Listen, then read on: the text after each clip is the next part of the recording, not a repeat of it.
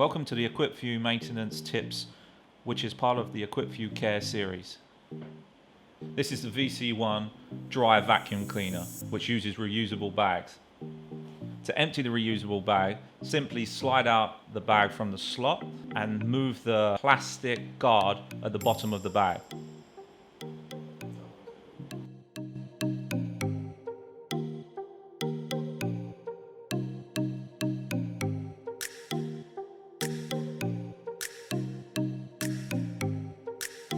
The VC1 has a motor filter located behind the reusable bag.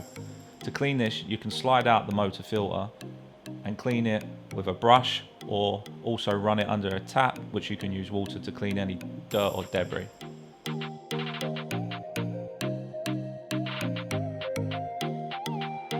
The HEPA filter is located in the back of the unit. Simply take this out by disconnecting the plastic guard. You can brush dry this filter, and you can also run the filter under the tap. Please remember to let both filters dry prior to installing.